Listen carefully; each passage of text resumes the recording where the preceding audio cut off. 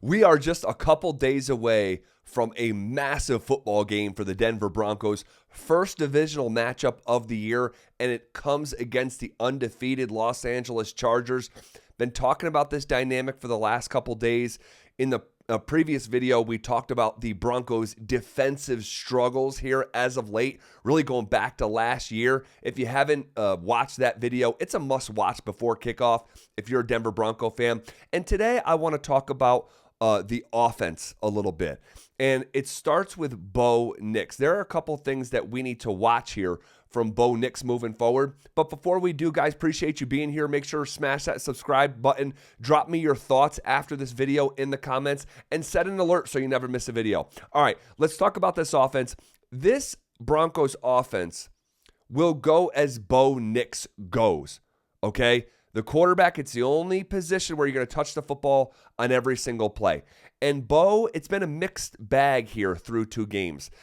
Game 2, much better than game number 1 against Tennessee, much better against Indianapolis. But even there's context as the Broncos offense really sputtered and came to a halt in the second half of that football game to make it, I would say, more competitive, but it had a hand in losing that football game. But Bo is struggling with a couple things. One, he is turning the football over too much. 3 interceptions and 1 fumble for 4 turnovers after 2 games is unacceptable. That is rookie Bo. That's exactly what we saw from Bo Nix in his first 2 football games in the NFL. That's not what we expected to see at the start of year number 2. So first and foremost, guys, this is a game based on possession, the game of football. You cannot give possessions away. Teams that do that lose, okay? So this is part of the reason why the Broncos are 1-1. That single turnover in Indianapolis was an absolute killer. So that's got to get cleaned up first and foremost. But second, pressure is really bothering Bo. All right, when Bo has been pressured through 2 games this season, according to Next Gen Stats, the proprietary ESPN outlet, analytical outlet, Bo is, when pressured, 4 for 11 for 21 yards and 2 interceptions when pressured. Whoa, that is alarming.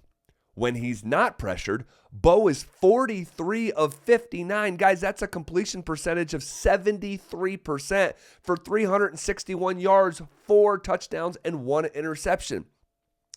Pressure is getting to Bo, all right? And once you put that out on tape, defensive coordinators are going to get freaking horny, all right, and just bring pressure and get after you, all right? So that is certainly a dynamic that we need to continue to watch here with Bo Nix. Also, Bo, and he did a better job of this week number 2 as opposed to week number 1, but I think there's still room for improvement. Bo needs to be a more willing runner. Bo is closer to one of the 10 best athletes at his position than he is one of the bottom 10 athletes. This is a guy coming out of high school, was the number 1 rated dual threat quarterback, okay? But these quarterbacks, oftentimes, all right, we saw this with Russell Wilson in the second half of his career. And I hope this isn't happening with Bo, but it's worth mentioning.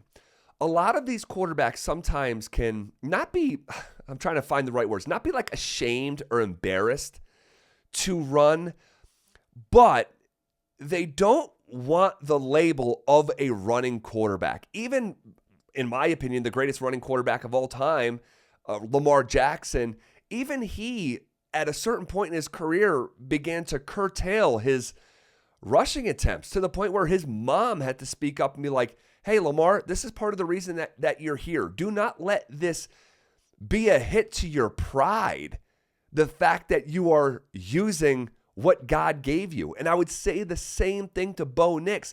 You know, Jeffrey Simmons from the Titans said before week 1, hey, Bo Nix is a one read and run type of guy.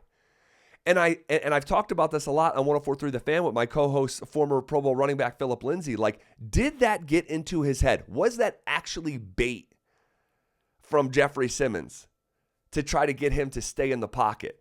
And it was interesting because Bo never even thought about running in that Titans game.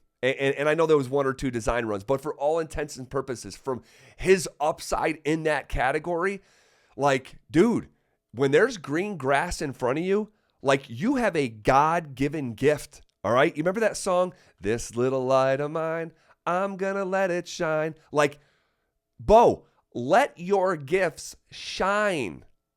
It's not a hit to your pride. It's not embarrassing. You're not going to be labeled a running quarterback. And if you are, who cares? Be a playmaker. That's who Bo Nix is. And that's what we saw his rookie season. Be a playmaker. I don't give a damn if it comes in the box score by way of the pass or the run. We know he's going to pass it a bunch in a Sean Payton-led offense. Do not limit your own capabilities and be a reluctant runner. It's a part of your game. He has got to improve on this in week 3, because this is a legit defense that has been suffocating 2 opposing offenses for 2 straight weeks. You cannot win this fight by putting one of your swords back in its holster, okay? All hands on deck. Bo Nix have to be a more willing runner. And then when it comes to the run game, just in general, this has been a really awesome start for J.K. Dobbins, all right? The former Charger in a payback game against his former team. Not that you would game plan based on emotion, but that's got to be an element at play. It's got to be an element at play. 139 yards through 2 games. Guys, that's 11th in the National Football League. Pretty good. 4.6 yards per carry. That is extra healthy. 2 touchdowns in 2 games. We've seen him score in a short yardage, tight red zone situation, and we've seen him break one from 19 yards out. Love to see it. Want to see more of that. It's too early to prorate numbers, but we're talking sports. We're having fun. Why the hell not? J.K. Dobbins is on pace for 1,173 yards after 2 games. Super healthy, all right? Now, this goes back to the question about J.K. and his career. It's not whether he can play, it's how long he can stay on the field, all right? And hopefully, knock on wood, he stays clean in that department. And if he does, he is the unequivocal number 1 running back for the Denver Broncos. It's not close. R.J. Harvey has had a nice moment in game number 1, the 50-yard run, and that is so worth mentioning. Explosive plays on the ground have got to be a part of the Broncos' identity in 2025, so you love to see it. But in aggregate, in total, through 2 games, Dobbins has been unequivocally better than the rookie. And he's a first-year player, right? He's trying to run between the tackles for really the first time in his career after going to the outside 69% of his time while at Central Florida. He's still adjusting to the NFL, got a really bright future, but for the here and the now in what feels like a gotta-have-it game against the Chargers, this is going to be the J.K. Dobbins show. And I anticipate a heavy workload, the largest workload through 3 games that we're going to see, I believe, is coming on Sunday. And then in the pass game, it's got to improve when it comes to the Broncos' number 1 wide receiver, Courtland Sutton. Just 67 yards in 2 games. That is something that I'm going to be watching very closely here on Sunday. Troy Franklin has been fantastic through 2 games. We talked about him earlier in the week. If you missed that video, go check it out. I love talking glowingly about the second-year player who struggled mightily in his first year. But if the Broncos are going to get to the places that Sean Payton has talked about them going, it's not going to be with Courtland Sutton as your number 2 receiver, I don't think. So that's got to improve after just 1 reception for 6 yards. Paltry 6 yards. 1 catch in week number 2 against Indianapolis. His workload, from an expectation standpoint, it's got to increase here heading into week number 3. Guys, I'm going to thank you again for being here. Thank you so freaking much for hanging out with me. I'm having so much fun doing these videos and having fun on this YouTube channel. Tell a friend about this channel. That's the most organic way to grow this thing, and you guys are at the foundation of this, okay? Like, this is the base of the pyramid that we're creating here for the coming years. So thank you. Smash that subscribe button. Drop me your comments about this video in the drop me your thoughts rather in the comments. Would love to chat with you there, and consider setting an alert so you never miss one of these videos. Guys, thanks again. Appreciate you. Have a good rest of your day, and you'll hear more from me tomorrow.